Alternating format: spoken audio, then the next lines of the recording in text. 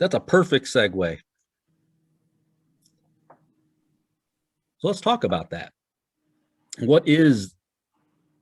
How do I figure out what the number I need and what my business needs to be worth?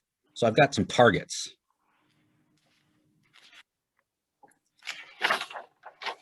Remember, let me exit out of this.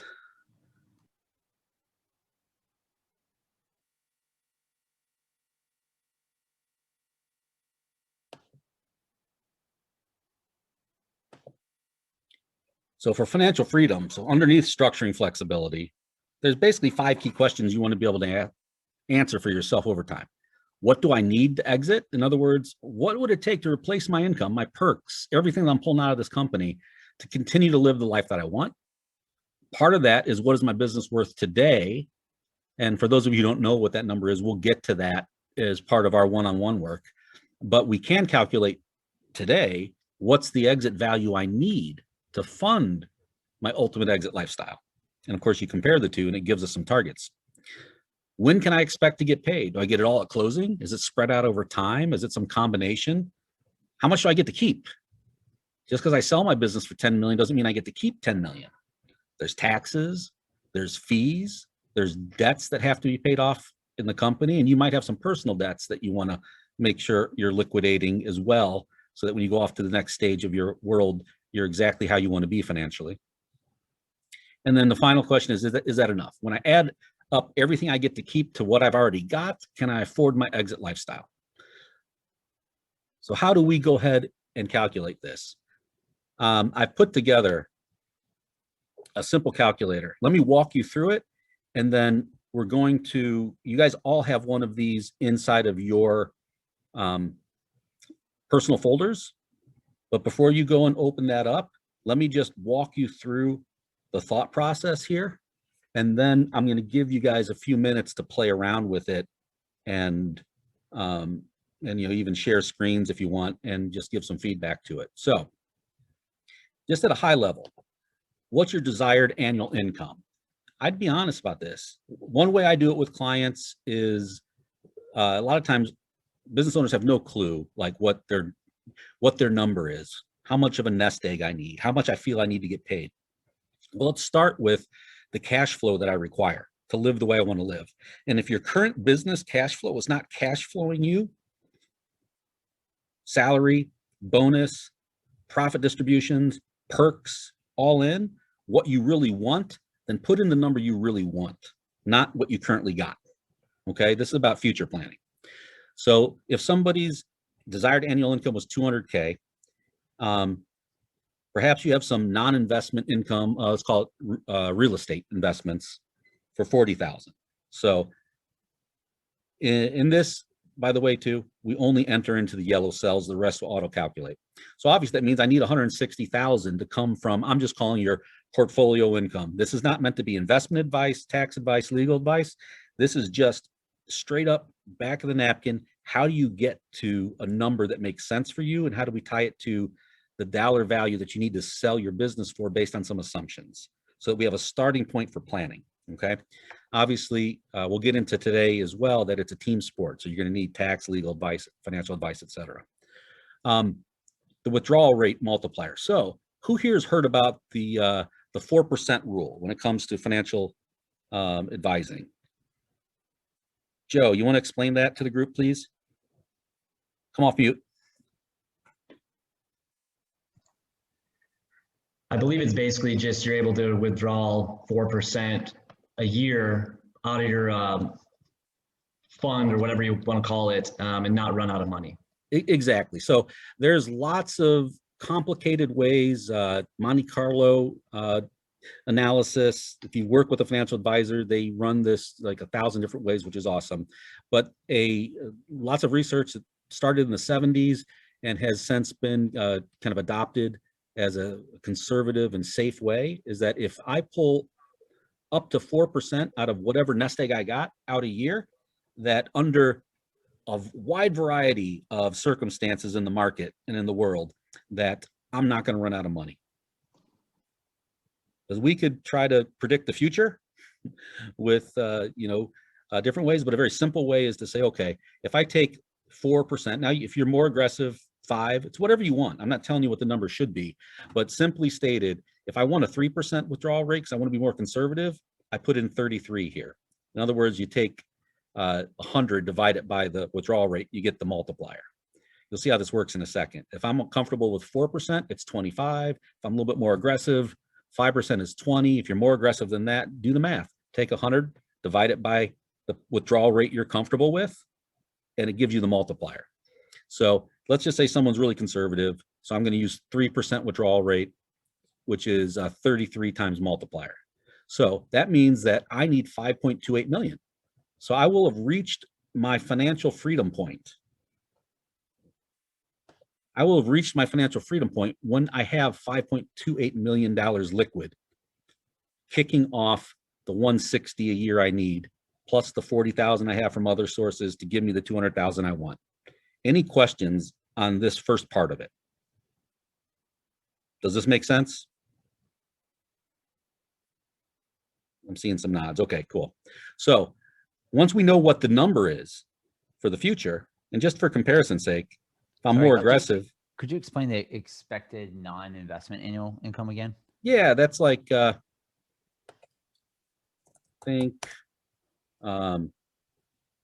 investment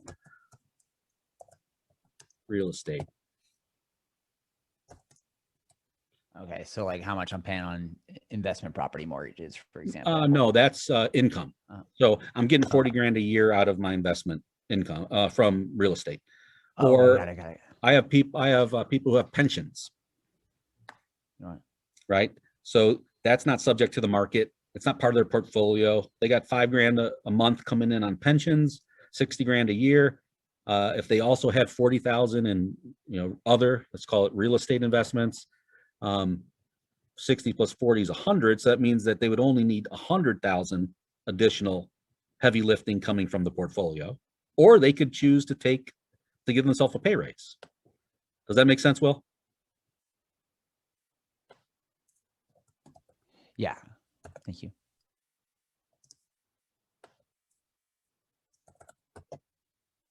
Okay. If I was more aggressive and I was willing to take 5% out, look at the difference. I only need 3.2. Now that might feel good. That's much closer. I can get that much faster. But you also need to, be aware of what's the likelihood of you being able to pull 5% out year in and year out. In the big years, no problem. In the down years, a problem. Because now 160,000 on a much smaller number is a way bigger than 5% withdrawal rate. And this is where you start seeing the money running out. So just be aware of how that is and pick the number that you think makes most sense.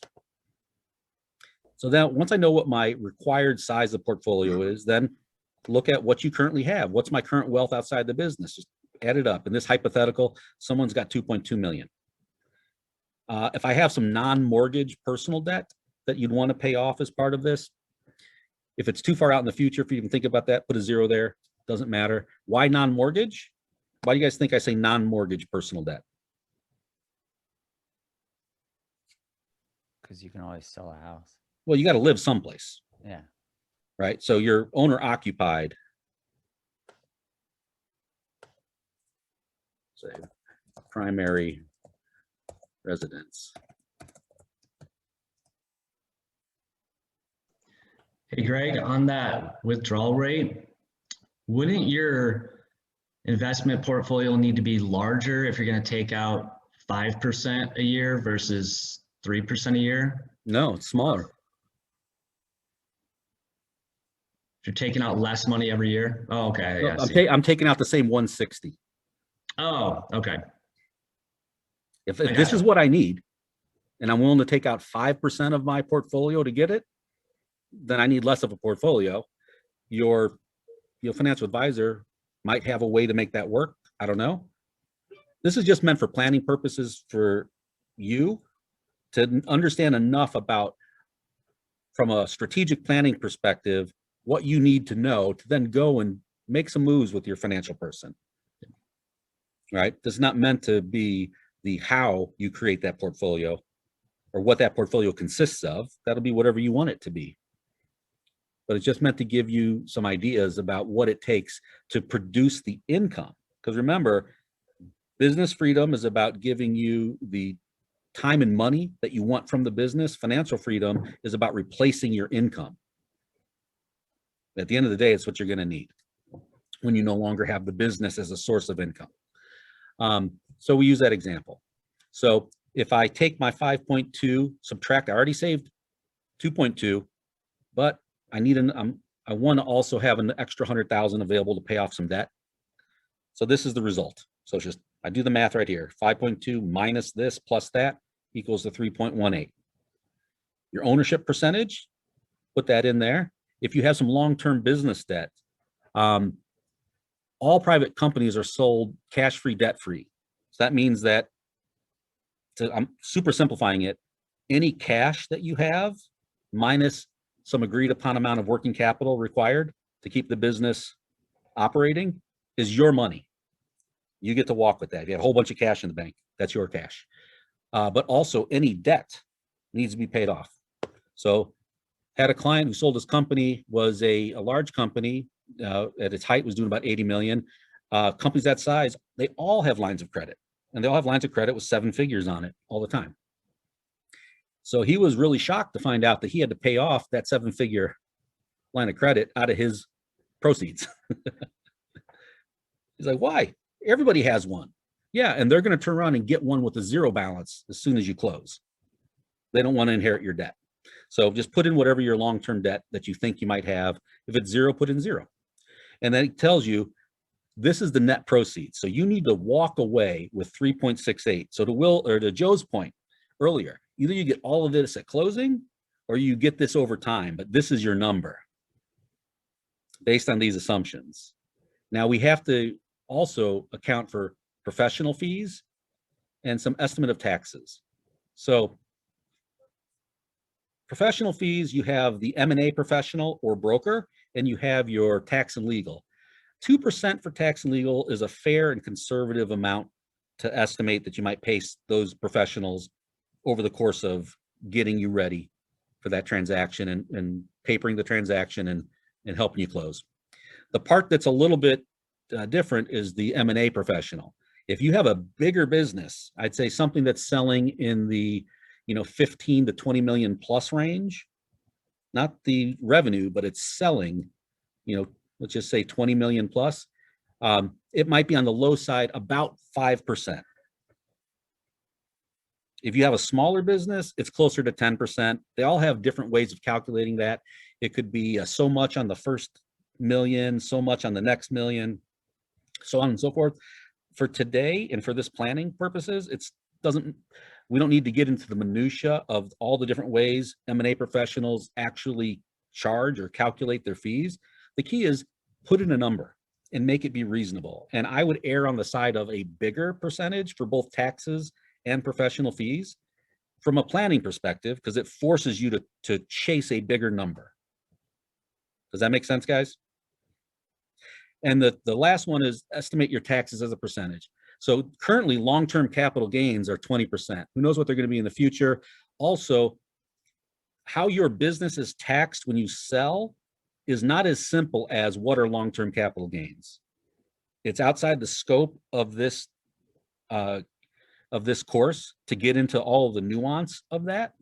I will be doing an interview with a CPA who will shed some more light on that as part of this. But just know that there's a wide variety of things that depends on how the business is set up, depends on how they choose to allocate to assets versus equity versus goodwill, et cetera. There's lots of different ways that are part of the deal structuring and negotiation that will impact taxation, and who knows what the future taxes will be. So again, for here, I said 20% of the minimum. Again, I would start there and perhaps jack it up a little bit, because that's just federal. You might have state taxes you have to deal with as well, even if it's just current long-term capital gains. So just be aware, it's likely to be bigger than 20% at the end of the day. And when you start getting closer to it, you'll be bringing your CPA into the conversation and asking them for their breakdown for you. If you're wanting to know that number now, pay your CPA for a couple hours of work to say, how would my business be taxed if I were to sell it right now?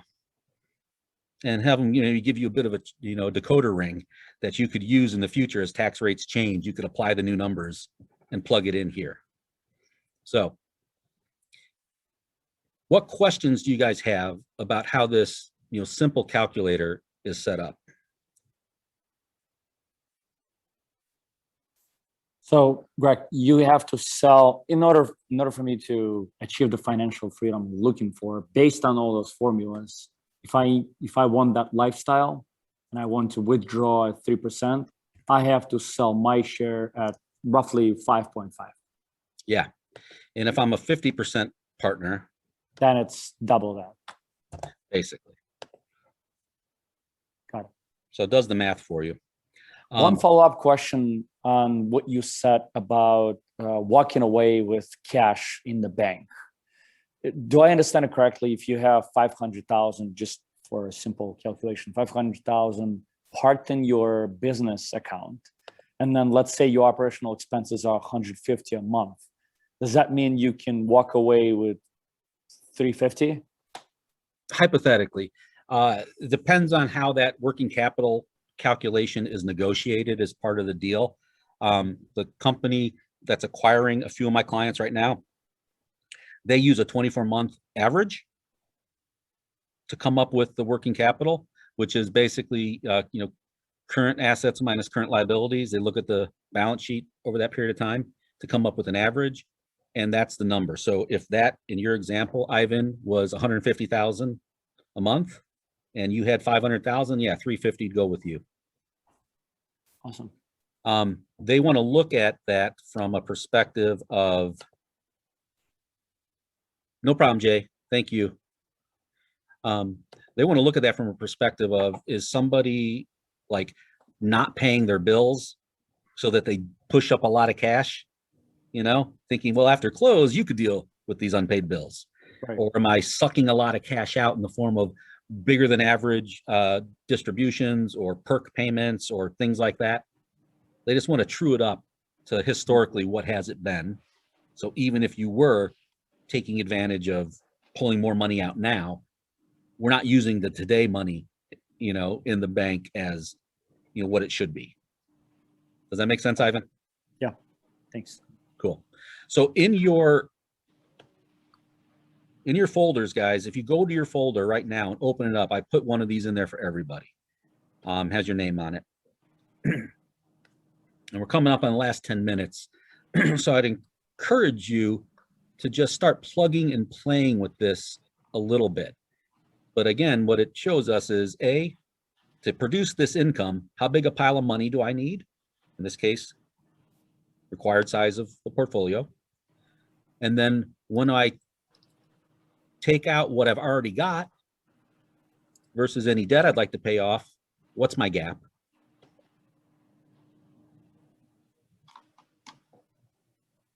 And then take into account the frictional costs of taxes, professional fees, brokers, that kind of stuff, to come up with a number that to net what I got to net, how much do I have to sell my business for? This becomes the goalposts that we're going after out into the future. I'll catch you on the next call, guys. Sorry, I gotta leave. Thanks, Jay. Why do you think it's important to understand what your gap is to financial freedom? Use the same example. What if somebody already had